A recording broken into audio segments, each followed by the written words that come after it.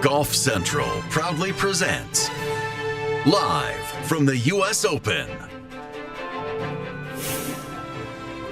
Beautiful early evening here in Erin, Wisconsin, 35 miles northwest of Milwaukee. Brooks Koepka with an impressive display, to say the least.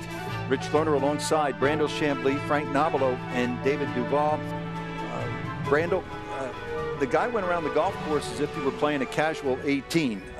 That's how easy it looked. We know it's not that simple, but that was an incredible display. Yeah, I mean, throughout the week I heard people say that this wasn't a U.S. Open style of golf course, but I can tell you that what Brooks Koepka did today was U.S. Open style of golf. Matter of fact, it was beyond anything we've ever seen in the age of keeping track of these things, going back to when data accumulation began in 1980. No one has ever done what Brooks Koepka did this week. No one's ever hit it as far or straight or hit as many greens. It was just a monumental achievement, fellas.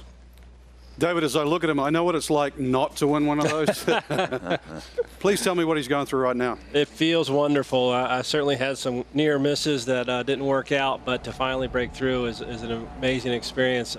And Frank, this is the player I think so many of us thought he could be. Here he is. Yeah, we were sort of dabbling on who might win this week, and we, like everybody else, was going through the longer hitters. And Brooke, because he was down there sort of around 25th, it wasn't like he escaped everybody's mind. It just looked like it could have been somebody else's. I'll still stick by what we said at the start of the week. This golf course was going to establish a star. Over 2 weeks ago, just before I came up here, I spoke to one of the course designers, Ron Whitten. I said, can you give me an estimation on what might win here? What might the winning score be here? And he said, well, if the wind blows 4 under, if it doesn't blow 16 under. Wow. And remember, that was with no rain. And I literally scoffed at the 16 under because I said that would tie a record. Ron Whitten, one of the designers, was absolutely right. Koepka began the day 1 shot back of Brian Harman. Koepka off to a really good start. Birdie the par 5 first, took advantage of his length, and here he is at 14. Great This is where he shot. started. Yeah, this is where he started to take control. 3-wood off the tee, second shot into the par 5 bunker. And this is a gem. Bunker shot of just over 35 yards. Spins it back to set up another birdie. A 2-shot lead, and he keeps the pressure on, David, here at 15. This was as incredible a golf shot as he hit all day. Really not even needing at this moment to take on anything. He does just that. A little over 150 yards, shows he just left and behind the hole, gets it to come off the slope anywhere to the right, anywhere long, and he's just absolutely doomed, and he takes advantage of a beautiful golf shot, makes the birdie, and the door is closing. Yeah, 3-shot lead with 3 to play, so he brought the hammer and the scalpel today, all the tools. Well, we see a variety of unorthodox grips. This one, look at the finger down the shaft there, sort of an omen, or an ode, I should say, to the great Seve Ballesteros, who putted just like that. Beautiful touch. He has it in hand. So this seals it. Brooks Koepka, just his second win, but again, this kind of play had been expected. Everybody knew that he possessed all the physical skills, and there he is. He's won the 117th U.S. Open. Hideki Matsuyama with that second place finish, tied for second, jumps from 4th to second now in the official world golf ranking. By far, Brian Harman's best ever finish. Had never even sniffed the top 20 at a major. And we're starting to see the name Tommy Fleetwood pop up around the world. He's had a wonderful year. Ricky Fowler's 6th top 5 finish. And hats off to Xander Schauffele for a great effort in his first ever major. So there you go. McIlroy on a soft congressional 6 years ago, 16 under. Koepka again with the soft conditions and the wider fairways takes full advantage. And Tiger Woods, still the greatest performance I've ever seen at any major championship, winning by 15 shots at Pebble Beach. 67 or better in the final round, going back to 1990.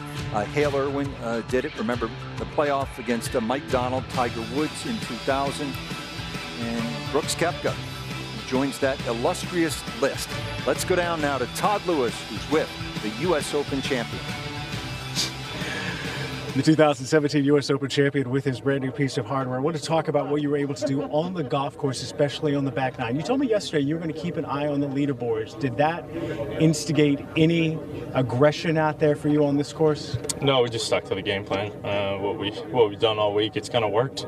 So I figured just stick with that. And obviously you can see leaderboards everywhere. I mean, they're on every hole. So I knew where I stood, but just got to stay in the moment. And I did a good job of that. You told me that you felt calm. I think the word you used was chill all week. Why did you have this calmness here at the U.S. Open? I felt like I was playing some of the best golf I've ever played. Striking it unbelievably. I felt like I was putting it great. Speed control was pretty good, and you know, I was flighting the ball, you know, which helps today, obviously in the wind. But all around, my game was pretty solid all week, and you know, if you can go in the U.S. Open without making a double bogey, I think that's pretty good. You have a strong friendship with Dustin Johnson. You guys work in the gym and the golf course together. He called you last night. What did that mean to you, and what did he say? It meant a lot. He just told me if I keep doing what I'm doing and stick to the game plan, that I'm going to win. And, you know, I thought about that phone call on 14 today. I was thinking about it, trying not to get ahead of myself and stay patient, and it worked. Final thing, you were in a golf cart going to scoring to sign your card, and I think you realized that you were the U.S. Open champion. You put your head in your hands. What were you thinking about? How cool this is. There's really no words to describe it. I mean, it's an awesome feeling, and, you know, to do it on Father's Day is pretty neat. I'm sure my this will make up for the card I didn't get him. I'm sure your father, Bob, is very proud of you. Congratulations. The 2017 U.S. Open champion, Brooks Koepka.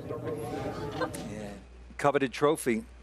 And saw on the telecast Curtis Strange mention all those names going back to Ouimet and Jones and Hogan, Nicklaus, and Tiger Woods. Names inscribed on that trophy, and who knows, you know, what he'll do going forward. No guarantees, but at 27 and with his skill set, at a minimum, he's going to have a lot of chances. Much more when we continue from Erin Hills.